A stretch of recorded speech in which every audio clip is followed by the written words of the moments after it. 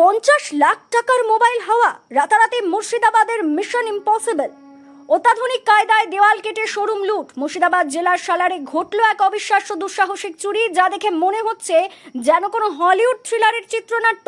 চোরেরা কোনো সামান্য চুরি করেনি, তারা দেখিয়ে দিল তাদের মাস্টার মাইন্ড পরিকল্পনা।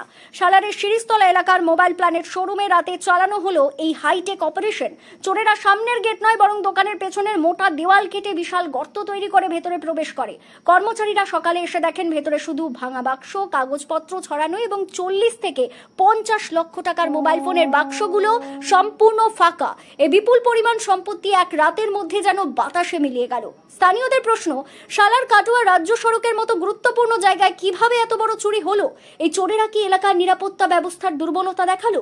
যেভাবে দেওয়াল কেটে এত দ্রুত পুরো দোকান ফাঁকা করা হয়েছে, তাতে স্পষ্ট এটি কোনো একার কাজ নয়, একটি সুসংগঠিত চোরের দল এই কাজটি করেছে।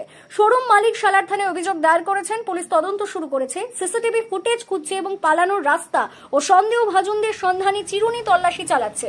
মুর্শিদাবাদ পুলিশের কাছে এখন এটাই সবচেয়ে বড় চ্যালেঞ্জ, এই বিগ লুটের মাস্টারমাইন্ডদের দ্রুত খুঁজে বের করা। এলাকার ব্যবসায়ীরা চরম আতঙ্কে।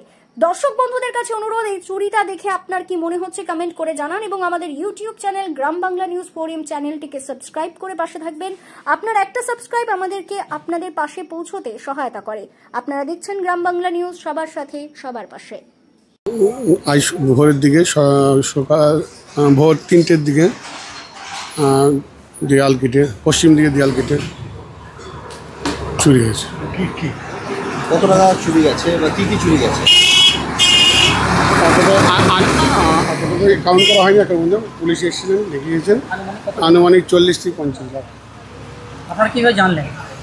সকালে আজ ইউজুয়াল দোকান খোলার সময় আমার স্টাফ খুলে দেবে।